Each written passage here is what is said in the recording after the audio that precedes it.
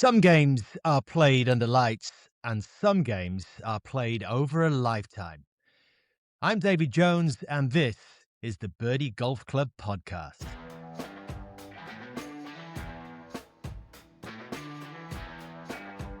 New episodes of the Birdie Golf Club podcast are out every single Tuesday. Make sure to follow, subscribe on whatever platform you're on to not miss an episode. Welcome, one and all, to another episode of the Birdie Golf Club podcast, episode 60, which is very, very exciting. And this week, we have David Jones joining the podcast, a broadcasting legend, the face of Sky Sports football.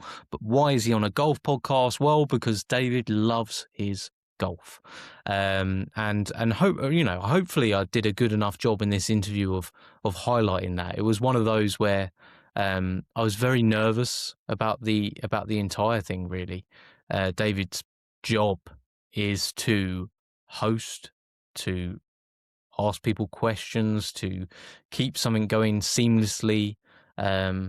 He's a journalist. Like, basically, I was doing a poor impression of him. And I was very aware of that throughout the whole thing. So I think he enjoyed the conversation. We had a great time. I had to ask him to just do that little clip, which you would have heard at the start of the podcast. I did feel bad about it. I felt like it was a little bit of entrapment, but I said to him, "You don't have to do this, but it would be amazing if you did." And very graciously, he did it for the podcast, and I thought it'd be a cool little clip to keep hold of and to replay back every now and again, and fun for listeners and for me, really. So that's why we did that. But David, we had a great conversation. We spoke a lot about his experiences, how he got to where he is now as sort of a journalist, and now obviously as a presenter on Sky Sports, and then talked about his golf as well and where that all started for him, the social media side of it, when that came into it, and what he's learnt along the way, as well as a few little fun sort of anecdotes that he was able to tell us. So I hope you enjoy the episode with David. Before we get to that interview, there's a few things to cover in the world of golf. Scotty Scheffler is still, in 2026, unbelievably good at golf. That's the highlight of the weekend, perhaps. But to be fair, Blades Brown did himself a lot of favours this weekend. He had quite the weekend, had quite the week, really. I think he finished in the top 20 where he was playing before, and then he had like a 16-hour turnaround, no practice rounds, to get out and play in the Amex. Managed to shoot a 60, bogey-free 60 round, just about missed out on a 59. At the age of 18, this kid, 18 years old, is unbelievably good at golf. And he fell away on the Sunday, but that's to be expected, considering his age and playing in that final group with Scotty and obviously another established golfer in Siwoo Kim.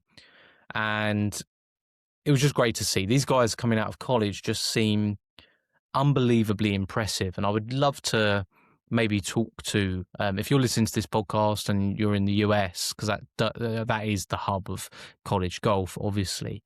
I would love to talk to I don't even know what they call them. What do they call them? A coach? Would it be a coach? A college coach? That seems like the right word. Anyway, someone at the top of one of these programs who could maybe just give us a little bit of insight into what they instill in these young golfers to make it so that they pretty seamlessly manage to come from the college scene onto the professional scene. So that was very impressive. A little bit closer to the home, I really wanted to bring up some exciting news that happened on the 2020 Pro Tour, which has just been announced right now as I'm reading this. I'm just going to bring that up. So yeah, obviously, like, I'm not saying that the podcast had a big say in in this happening and taking zero credit at all for the whole thing, but we had Adam Walker and Chris Hansen on the podcast from the 2020 Pro Tour, the guys who started it, who created it. And one of the big things that we were talking about was sort of off the back of the episode with Hannah Holden, where she spoke of the fact that it's frustrating that there isn't a UK-based tour for ladies. And Adam got in contact with me, and we discussed this in the episode, because he said, look, we're trying, it just seems we're not getting the participation. And conversations led on from that. We spoke well about it on the podcast episodes, and hopefully it was a nice balanced conversation where we were able to look at things from both sides. And Adam contacted me at the start of the weekend, said some exciting news coming on Monday, so be prepared. So here we are with the exciting news, and this is fantastic news for ladies golf in the UK, especially in the north, obviously, because it's local to them, but on the UK scene. So multiple requests had come in for there to be a split prize fund, basically, for a ladies only prize fund on that tour. Now, obviously, that requires participation, which was one of the big things that Adam and Chris spoke about. They're more than happy to do it. There was a whole idea of the tour. They ideally wanted to be a mixed tour, but more than happy to do these split prize funds that happen. And through that, they've been able to have talks with the LET Access series, which was one of the big things that they were really looking to do. They said, look, if we can get participation, LET will take notice. And then these ladies then have a pathway through to playing professional golf for a living, which is what everyone wants to do who's playing on these tours. Now, there is going to be access through their 4 swings that they have throughout the year. I'm hoping I'm getting this all right. If not, head over to 2020 Pro Tour on Instagram, their website, and everything will be explained. Now, they can get it through the 4 Order of Merit swings. There's a minimum entry that applies per event. So you have to have started in a certain amount of events to be able to qualify for this. Like they said, participation is key, but this access is going to be possible. There'll be a ladies-only prize fund, a ladies-only Order of Merit, and they're working on some added incentives for that. It's open to amateurs with a max handicap of 2.4, and there will be, let me just get rid of this, 18 events throughout the season. There's more information on the website about the LET access to that and what that means for each swing. I'm not qualified enough to answer that question, but really exciting news. And the fact that we were talking about this on the podcast and the fact it's come to fruition now is really cool. It was great to have those guys on, great to see their vision. It's obviously amazing to have Hannah on and to hear things from her point of view and how they can work together. And I know there is conversations going on behind the scenes, and hopefully all these things can be sorted out, because I think everyone wants the same thing, but it's always difficult when it comes to business, obviously, as well, of trying to keep things afloat. I think Adam and Chris both spoke about this during the podcast episode that we had with them, that they could offer huge prize funds, but there probably would be no tour the next year. It wouldn't be sustainable. So this looks like a really positive step, and I'm looking forward to seeing what happens. And don't forget, obviously, the match is going on in April. I believe April or May. I think it's May, actually. So head over and check out that. There's going to be some celebrities there, some YouTube content creators on the golf side, and obviously some amazing professional golfers that have made their way through the 2020 Pro Tour and are coming back to support an amazing charity-based event.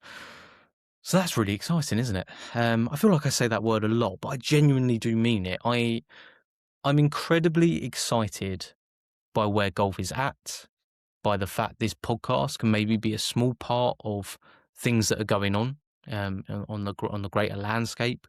Me just sitting in this little booth in my garden, talking to people from around the world, having opportunities to speak to people like you, Scott Forsyx, Alex Huang, David Jones this week. We've got future guests lined up that are just incredibly excited to talk to. And obviously as well, not forgetting the roots of this podcast. I feel like this podcast originally was really based on talking to people who have stories to tell that maybe didn't have the platform to tell them on. And I'm never going to forget that. And I think that's a really important thing. So talking to content creators that are making their way and putting in so much work behind the scenes that we all don't see, but just getting an insight into their lives, into what's going on. And I'm really excited to continue to bring you that.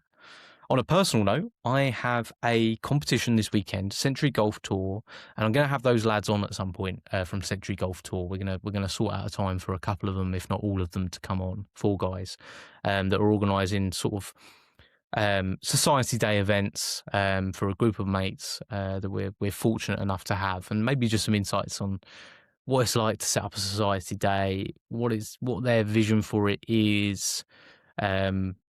The pains and the struggles of that. They run an Instagram account as well where they're dipping their toes into content creation and all the fun that comes along with that, and just a bit more of a general chat about their game of golf. I think that most of them are all sort of mid handicappers. I think the lowest is about a 12 or a 13.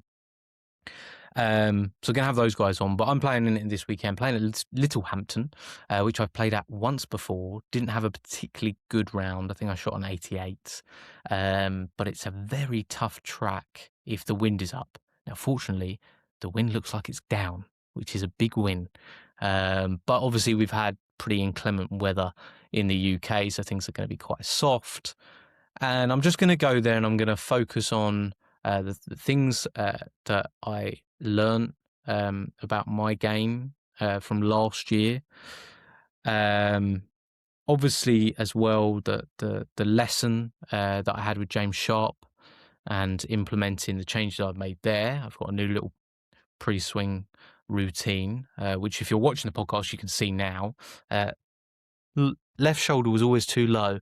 So what I do is I take a normal backswing like I would, bring the left shoulder up, recenter. And I think naturally I start kind of left shoulder down. So then everything gets even further down. When I bring it up, left shoulder up and swing from there. And my swing plane just seems to be way better. I've been flushing it since. So cue a 95. Oh. Anyway, clubs are behind me. Going to take them out for a spin tomorrow. Head down to 4 Golf Simulators tomorrow. Get in a little bit of practice. Get in a little bit of yardage work. Get a little bit more dialed in with stuff. And hopefully take that at the weekend to Littlehampton and just put a respectable round together and be happy with how I play. That's the goal. It's always the goal. So yeah, I'll report back on that next Monday, which should be good. I won't tell you what the guest will be next Monday, but I do think it's going to be quite topical for the time of year. So looking forward to bringing you that. Without any further ado, let's get to this week's guest. Let's get to David Jones, broadcasting legend, avid golfer, and all-around lovely fella. Yeah. Joined post Man United actually performing half decent on Sky. Yeah. That was my one. They played very well. That was my biggest worry. which was a nice. Where change. are you, Dave, in the Absolutely. country? I'm down in the south coast. I live in a little town called Seaford, which is just by Brighton. There's a school there, isn't there? Yeah. Famous school. Yes. Yes. Yeah. So, you got Seaford Head and everything like that. Lovely golf club. If you're ever looking for a nice place to play down here, Seaford Head is a great track. Yeah, Good to know. Absolutely. Yeah, I was going to say to you, Dave, because when I first reached out, because I saw all your golf content and everything like that, which was really cool to see that, again, that sort of mix of football and golf that seems to happen over and over again. But really, when I see you on the telly now, you are very much, for me, like the face of like Sky Sports football. So how did that all come about? First of all, how did that happen? What was your journey to that point? Well, there's no real short answer on this, Dave. That's fine. I mean, I always wanted to be a journalist first and foremost. I mean, I had work experience when I was 14 on newspapers, radio, television, and it was really informative because straight away I'd had a little dibble with some other things as well, but straight away when I did that, I thought this is a really good fit for me. And I think I was really lucky because a lot of kids, including my own son, who's 15, just turned, hence the happy birthday stuff behind me. a lot of kids sort of don't really work out their sort of path until much, much later, sometimes in their Mm. 20s. And I was really lucky that I had a sort of a goal to aim for, and always a huge sports fan. My dad had moved out and got his own flat, and part of that process, he'd got Sky. He was one of the early sort of people who had Sky, so I sort of was Mhm. exposed to Sky from quite a young age, I suppose, Sky Sports, and saw what they were doing, and again thought that would be really cool to work on something like that. But that wasn't my immediate goal. So I did my GCSEs, did my A levels, I did a history degree, but all the time I was trying to get bits of work experience wherever I could, and then did a postgrad in newspaper journalism, Mhm. specifically news, and picked up a job quite quickly, which was at the Derbyshire Times in Chesterfield, and that was just news. It was politics, it was local council stuff, all the classic local paper stuff, really. Loads of crime um, on that patch, and that was really good fun, and it was great for me because I got to do everything and anything. And as part of that, when I was there, Chesterfield got to the FA Cup semi-finals, and we had one guy working on the sports desk who just couldn't cope with the amount of stuff that he had to do. So I was quite natural for me to be drafted over, because I was playing a lot of football at that time and playing a lot of cricket as well. And Mhm. so I did that, and then sort of thought, this is even more fun than the stuff I was doing, actually writing about football. And when Sky Sports News launched in 1998, the following year, they were asking for people from all sorts of backgrounds to come and join them. And when I looked at the sort of criteria, it seemed to fit with what I was doing. It was the right time for me in my life. I was ready to move on after 2 years on that newspaper in that town, and wanted to come to the bright lights of London. I grew up in sort of very sheltered North Yorkshire, and Mhm. had always sort of, I suppose, been drawn to the bright lights a little bit. And yeah, so that was it. I jumped ship, went to Sky, and never looked back. Yeah, I mean that's to have that, like you said, at 15 is I find probably even rarer nowadays than maybe what it was even back then, because of people not really like knowing. It's so unsettled nowadays, isn't it, with everything, and how what your career is going to be and what's it going to look like in 5 years. For you to have that pathway and to be able to literally walk along it is a that's a pretty cool journey, right? To sort of know that that sort of was the way it was kind of all set out for you. Yeah, I was very lucky, and I get loads of people on various forums asking me for advice, career advice. How do they get to do my job? And I've even had the same conversation with people who are journalism students, who've already Mm. taken quite a lot of steps along the way.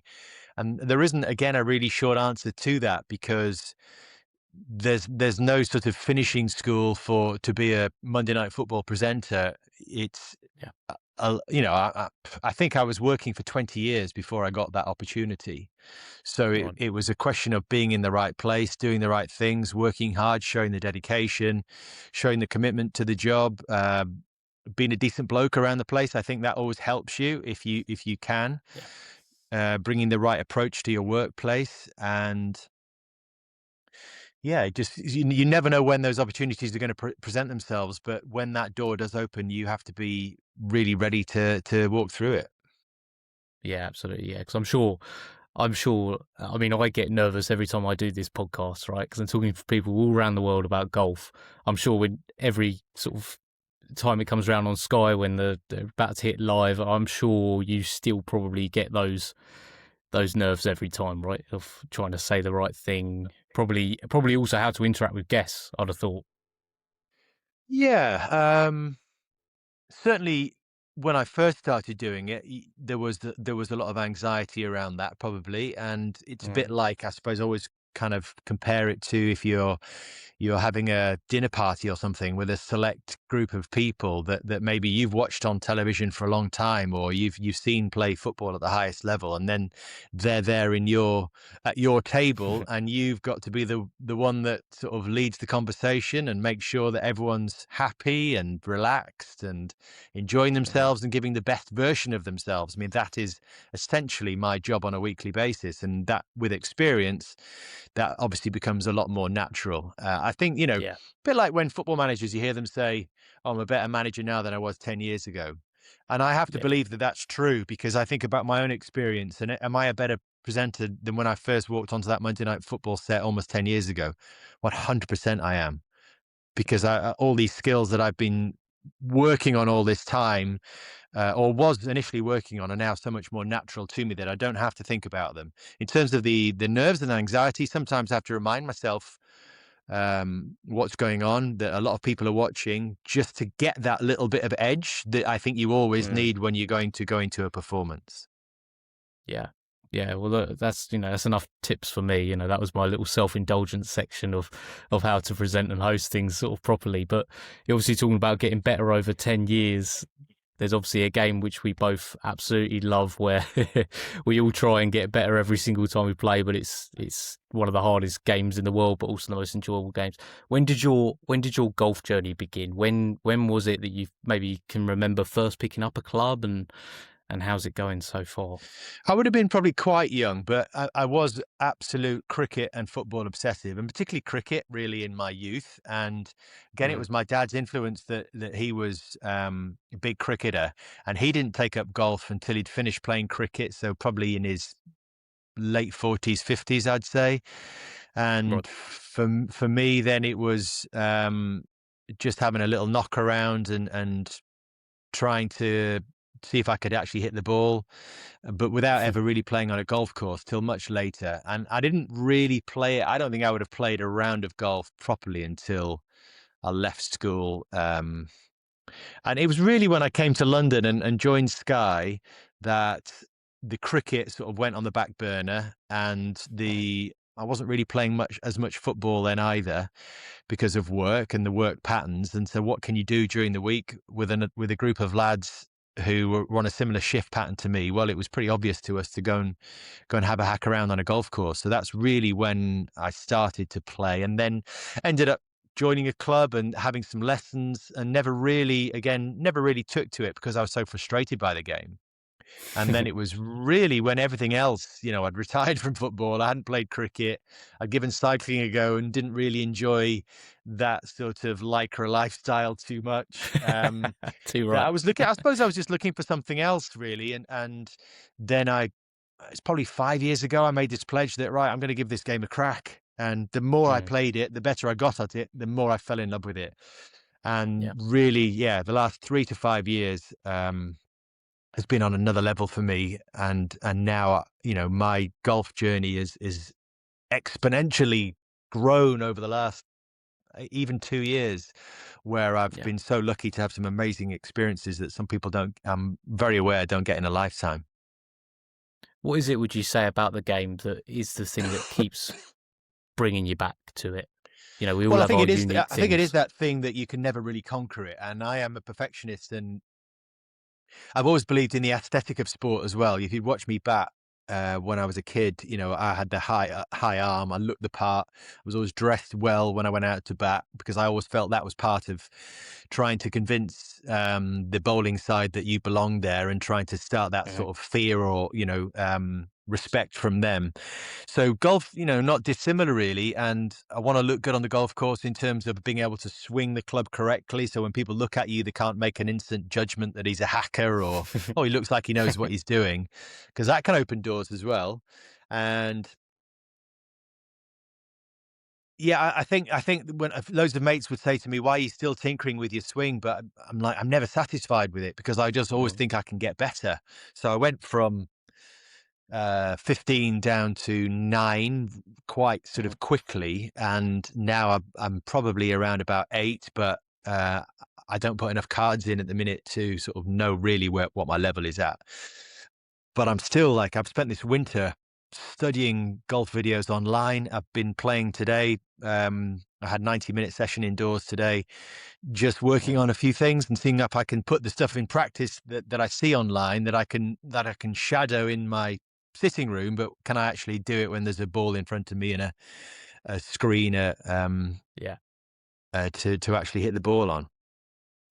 Yeah, it's such a tricky time of year, isn't it? Like I've had some lessons this time of year, and inside simulator, you get that nice sort of, it's all, everything's the same. You get that repeatability, and then it's like, is this going to transfer when it comes to sort of March sort of time when we're playing on course more often? Yeah, I was, to be honest, Dave, I was quite surprised because it was probably the second or third indoor hit that I've had through the winter, and I was quite surprised by how well it was going. The driver started to work again, and I was putting this nice little round together. I think I was playing the Faldo course at the Emirates in Dubai, and I was level par going down 16, and managed to inexplicably pull a 5-wood out of bounds. And it's just like, what? And it's just like, I'm back to square one again. Where did that come from? Yeah, where's that come from? It's a nightmare, isn't it? So what is it in the, golfers are listening, they'll want to know, what is it in your swing that you're working on at the minute? What's you said you had a look at YouTube. Yeah, and I've got one big thing at the minute, which I want to try and nail, and it's much easier in shadow play than it is in reality. And that's getting this old elbow tucked in on the downswing, because I think if I can master that, and I never really had it explained to me why that was important, but then I've watched a couple of videos recently, and when you start watching a video of a certain thing in golf, suddenly you've got 10 videos, the next 10 videos that you see are all related to that same subject.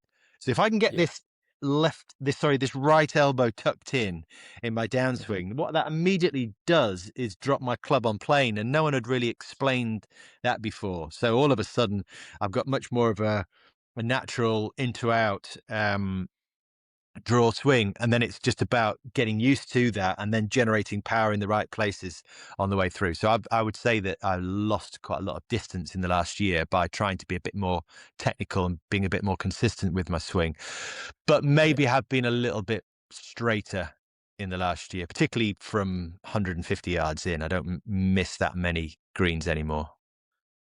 Yeah, which is like the low-hanging fruit for all amateur golfers, isn't it? It's just like, Yeah, getting that ball on that green in regulation as often as possible. I had Alex Swang on the podcast last week, who's from Decade Golf, and he was saying that is the most important thing that amateurs can look at, basically, is just getting that ball on that green as quickly as can. Doesn't matter where it is on that green, just get it on. But we see pins, and we're like, I think I could go for that one. Yeah, but this is the thing I think I've learned, Dave, actually. I think this is where I've made progress and my scores have got better over the year, because I will see a pin tucked in at the front next to a bunker, and I will instinctively aim for the middle of the green and think that is actually my target. Brilliant. And when I played, dropping names, when I played with Tyrrell Hatton in the BMW Pro-Am, he thought that was a big area of my game that I could improve, was my club selection, because he thought I was actually a bit too aggressive with my club selection into greens, and I ended up overshooting quite a few, and I kind of felt like I would rather do that than just come up short and losing power on the approach. So that's something I've still got to work at. Yeah. How was that experience playing with Tyrrell, obviously, at the BMW? Amazing. It was amazing. He was a very generous team player. He was great fun, because I've played in a few of these style events, and you never quite know you never know who you're going to get, and you never know what kind of mood they're going to be in and how serious they're going to be taking it. I think a lot depends on their caddy as well, and how relaxed their caddy is, because I've played with some guys whose caddy can be a bit more intense than the actual golfer. But both Tyrrell and his caddy were great and really relaxed and good fun from the minute they turned up, and were prepared to answer as many questions as we wanted to ask them about our games or our swings, or what they were thinking about round greens or whatever it was. So that was a brilliant experience, I have to say. And watching him then a few weeks later in the Ryder Cup, it was wonderful, because as it got later on that final day, I was thinking, Tyrrell's game suddenly seems a bit more interesting now. There's a bit more on this. And I had absolutely no doubt, having played with him and talked to him, that he would come through, because it's clearly a very, very strong part of his game is the mental side. Which is funny, right? Because people look at Tyrrell and they see the blow-ups on the course and they immediately go to, well, his mental game isn't as tough as your Scotty Schefflers and all these types of players. But I think that's his way of just moving on. He's just angry with himself and he's not afraid to show it, and then he's on to the next shot. Is that... Obviously, I'm doubting he did that in the Pro-Am too much. No, he did actually, maybe... and this was the really interesting thing, because he was having a bit of a war with his wedges on that day, and it's interesting because he would hit a shot, and if it's not as he'd planned it in his head, and on the face of it, you can say, "Wow, what a great shot, Tyrrell! He's 8 foot from the pin," but there's something that he wanted to do that he hasn't been able to execute, and that it's coming out. So it's either comes out instantly or he'll walk for a few steps and then it comes out, but it's coming out regardless of whether he's playing in a Pro-Am or whether he's playing in the Ryder Cup, whatever. And I think you're right, actually. I think it's like once it's out, it's dealt with, and there's the area of concern for him. He's marked it, and now he can move on. Yeah, because the amount of times we see pro golfers do that, right? They hit like this unbelievable shot. I think of like Hideki Matsuyama, right? And he hits this unbelievable shot that ends up being 5 foot from the pin, and he's dropped his club and looks furious. It's probably because he was aiming 15 feet right of the pin and he's pulled it that 10 foot, and he's like, that would put me in trouble if I was aiming at the pin. And it's a whole other world, isn't it? Like their preciseness with the way they play the game. Yeah, absolutely. Just hold that thought, Dave. Yeah, no worries though. ShotScope is the tool that you don't have in your bag yet, and the one that you need. Whether you like wearing a watch on the course, whether you like using rangefinders, whether you just like having the tags on your clubs to know your distances, ShotScope gives you all of that. Before using ShotScope, I was unaware of the best parts of my game and the worst parts of my game, but using their watch and their rangefinder has enabled me to work out where I need to improve, using shots gained data to accurately see where I can improve, and I want that for you too. So if you use the code Birdie Golf Club on the ShotScope website, that will get you 15% off the entire range. So make sure to head to the checkout, put in whatever ShotScope product you want, enter code Birdie Golf Club, and you will get yourself 15% off. It helps support the podcast and can help improve your game. I'm cold, you're cold, winter golf is very much here, so let's dream of a better place. Or even better than dream, let's go to a better place. If you use code Birdie Double Points at Golf Escapes, it will get you double escape points on your next trip. And you can book a trip, be away in the sunshine, enjoying the beautiful weather, the fantastic golf and beautiful amenities of some of their incredible hotels that they have listed. Golf Escapes will handle the whole thing. They'll set the entire package up and you can enjoy every single moment without a worry. I used Golf Escapes to book my trip to East Sussex National recently for just a brief break, and everything was handled perfectly, to my golfing for the weekend, to my wife enjoying a beautiful spa treatment whilst I was out on course. Peace of mind, just a fantastic experience and a great team over at Golf Escapes. Head over there now, use code Birdie Double Points to get yourself double escape points on your next trip. That was flapjacks, am I right? That was sugar-free, dairy-free flapjacks. Yeah, I know that. I know that's like my kids all dairy free and everything like that. So yeah. Seems to be the way. Well, my son and I both come in the house desperate for snacks, and so we just end up just shoving whatever. And if there is an alternative, then he will actually go to the alternative. So I needed to make sure there was an alternative for him. Oh, nicely done. No, absolutely. Let's get that sorted first and foremost. Yeah. I was going to say to you, actually, because I thought you were in quite a unique position, really, with obviously covering a team sport, but taking part in an individual sport as a at this point, a hobby which has become quite overpowering in your life, I'm sure. And I was thinking, when it came to golf, why is it that the number one really sort of tournament in golf, the Ryder Cup, it's a team event, but then when you look at something like Live, where they're trying to translate this sort of individual sport into a team event, which on the face of it seems to be popular with golfers, is just not seeming to translate. I don't know whether you can maybe see it from your point of view with that. I mean, yes, I sort of hear what you're saying, but what are the? I mean, I don't really know what the teams are in Live or who they represent or what they're Yeah, about. I mean, that's the problem. And it's pretty cut and dried if you're Europe or you're the States. yeah, And you're either in one camp or the other camp, and people actually seem to care about that rivalry, and people care about being European as a golfer or being American as a golfer. And I think you can't yeah. fake that kind of stuff. So that's probably a lot to do with it. And yes, you speak to any of the players and they'll say it is the favorite thing they get to do because they spend their entire golfing year practicing by themselves, playing by themselves, or with their caddy or their groupies. Occasionally, I mean, you'll see it a lot on the European tour where if Shane and Rory are playing in the same event, oh, surprise, surprise, they're playing together on the first couple of days. Yeah. That does happen, of course, but otherwise, I guess it can be quite a lonely road for them. And I Mm, think they're all sports fans ultimately, and they'll see their football teams or whatever they're interested in having this great fan base and great support. And that doesn't really exist in golf either, does it? But it does mm, for that mhm, week. It mhm. does for that week, and it really matters. And the build up is so intense. All the events they go to on the course of the journey up to the Ryder Cup, and the celebrations are obviously quite fun as well. And I managed to sample one of those celebrations in 2020.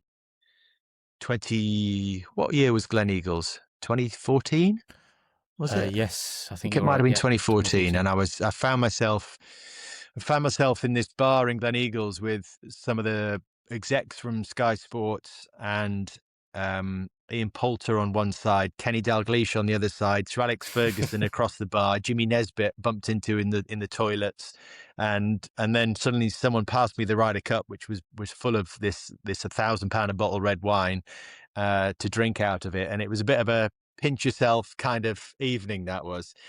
Um, Oh, wow. I mean, Very, that's very crazy, isn't special. it? Yeah. That's crazy. I mean, how did that happen? Were you there to watch? And the, I need to the know where to reason the be. reason that happened was because at the time I was working with Jamie Redknapp, and I think that they decided that they were gonna fly Jamie up after working with me on the Saturday Night Football, and I think they probably Mhm. decided it was unfair to fly Jamie up and not me, so I got to go as well, and yeah, I got the trappings of a celebrity for a night, and I have to be honest, I don't get that too often, so I made the most of it. Oh, absolutely. That's insane. I mean, what a lineup at the bar that is. Who are you serving first out of those? That's the problem, isn't Yeah, whoever's paying. it? Yeah. And I can tell you for free, it wasn't me. That's amazing. I mean, obviously, you get to talk to a lot of the guys when doing things like Monday Night Football and everything like that. Do you ever see sometimes of the guest list of who it's going to be that week and think, "Oh, great, we're going to talk some golf"? Is there anybody that really stands Yeah, out yeah, that's that does into it that that does much? happen. That does happen. I'm very much involved in the guest list process at Sky, having been there for such a long time. I do have pretty strong views on who we should and shouldn't be using. But for example, James Maddison was on this season, and he he brought it up straight away because he started talking to me about my golf swing, and I was a bit sort of like, where are you coming from with this? And then he told me that he's watched all my Instagram stuff and he's seen that I've been doing Right. this and I've been doing that, and you don't realize the kind of reach that you have when you start putting it out there. When I posted a few things from the BMW, a couple of them took off and had like over sort of 500,000 views on them, and then these messages started coming in from people that I'd not heard from for ages or never heard from before, from football, from rugby. A couple of the England rugby team reached out to me. There was an England cricketer, quite a few, big footballers, and then Niall Horan as well popped into my Right. inbox, and that started the conversation with Niall about golf and my sort of place in this golf world, which has led to me signing up with his modest golf agency, which is an exciting new twist for 2026. I say, yeah, that was where I saw that news the other day and thought, well, that's going to just propel you to more opportunities in the golf world, which I'm sure you're looking forward to. When did you make the decision of putting your golf swing on the internet? Basically, what was that decision making process like? My golf swing. Yeah, as in, like, when did you start the sort of online social media David Jones Um, golf sort of yeah, journey?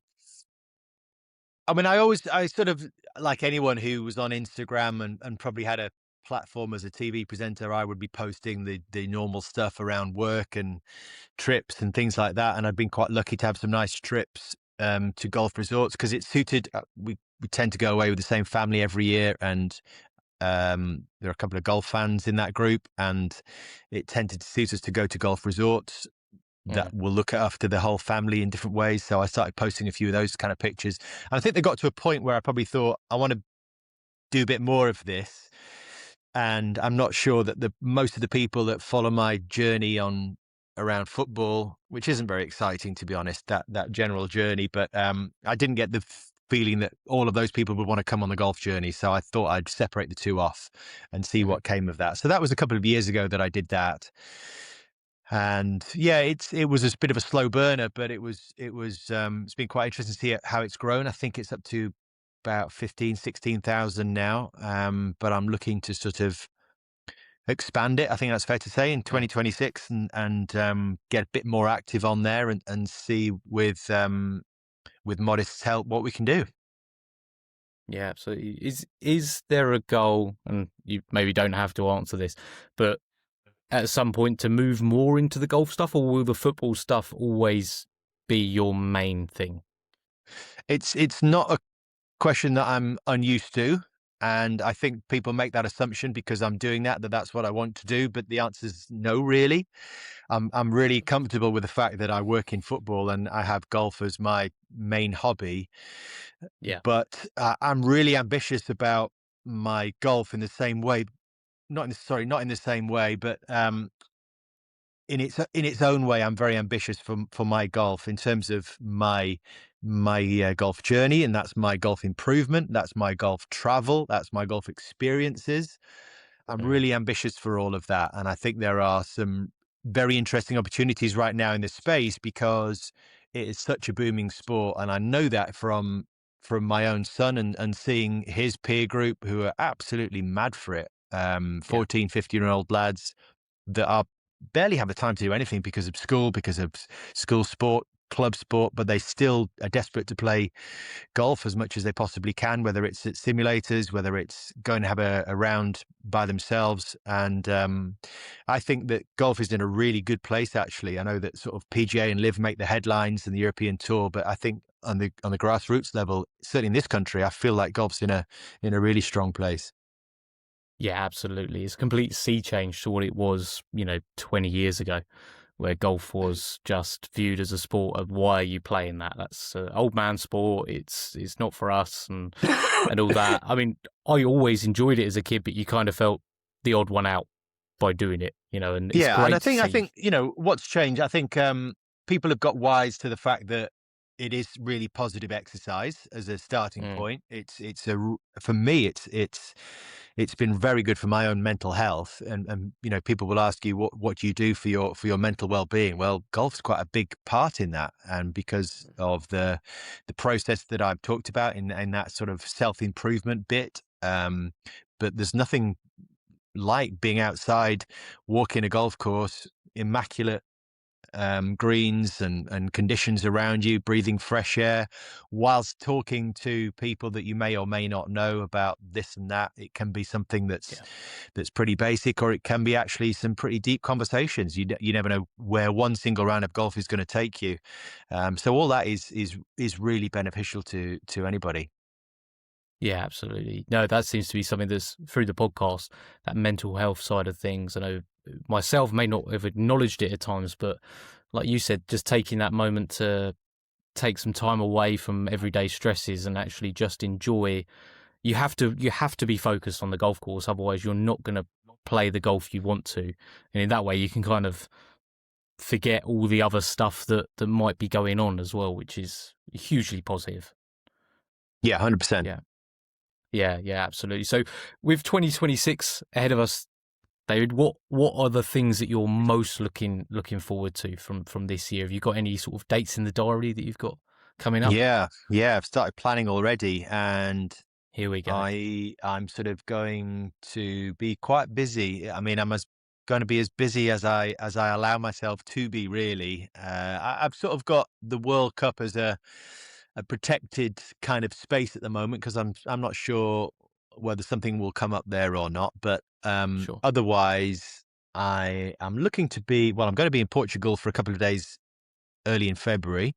I'm going to hopefully be much further afield in March. The football calendar is a bit strange for us in March this year, so I might take advantage of that. And then the big one that I want to tick off this year is Ireland, Northern Ireland Mm. in June. So I'm planning to do that. But because I'm still sort of relatively new to this golf journey, I've played quite a lot of golf courses in England, but I haven't done, for example, the stretch around Southport and Liverpool. That Hmm. is a plan to make some progress on that this year, The Gulf as well as Coast of the Northern UK. Ireland. Yeah, Yeah. absolutely. And then Yeah. make my way into Scotland as well. I mean, I have played St Andrews, but that's pretty much it in Scotland. So, Right. and that's not true. Uh, God, where did I play last year? My brain. Don't worry about it. It's sometimes it's difficult to remember the golf courses that we can, I mean, we're very fortunate in the UK that there are just these amazing golf courses that are pretty accessible. There's obviously the members ones and everything like that where you need to know somebody or whatever it might be, but the wealth of really well put together golf courses with committed people behind them is amazing. Amazing. Yeah. Yeah. And I've seen a few of these things online, and you have to sort of seek them out a little bit. But people talk to me about how do you get on courses. But quite a lot of there are these sort of pairs competitions I've seen where Hmm. they seem to get access to some pretty amazing places. And yes, it might be March as opposed to June or July, but still, I mean, March is a good time to play a lot of courses in this country. I wouldn't Yeah. recommend January if you're playing inland unless you're very lucky, or February probably for that matter. Mm, But playing around the coast, it doesn't really matter, does it? What time of year you're playing, no. if the club's well maintained.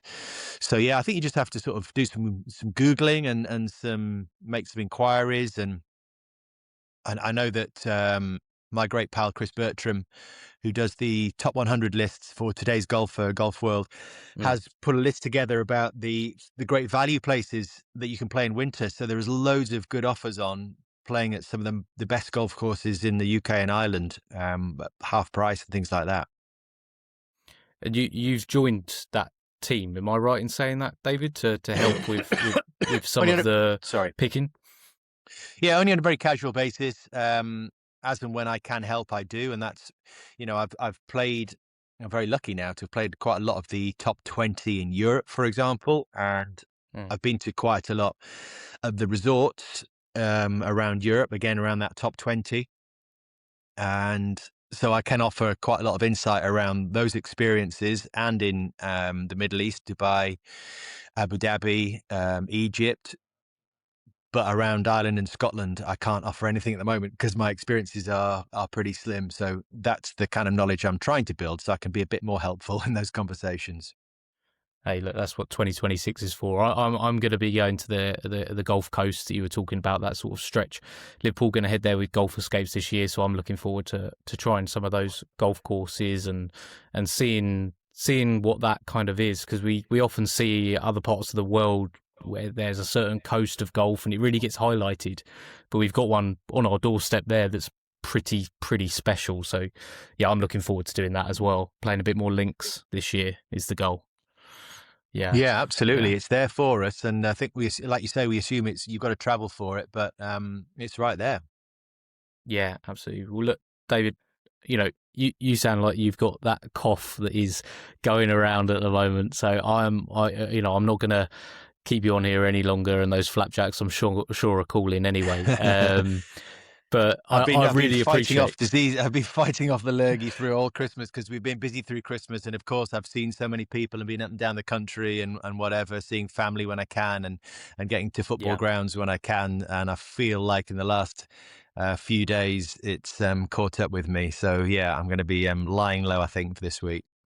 Few sips and ready to go again for next week. Well, David, I really appreciate it. Thank you so much. I appreciate your golf content that you're putting out there as well, because I think it opens up sort of more people to the game as well, with someone with yourself, with the profile on Sky Sports and everything like that. And I really appreciate you coming on and talking to me about golf and about your journey, and I look forward to seeing what happens. Yeah, my pleasure. It's a bit dry at the moment, the golf content, but when the sun comes out again and when I get to travel again, it'll get a little bit more interesting. Oh, well, I look forward to it, David. Thank you ever so much. Cheers. All the best.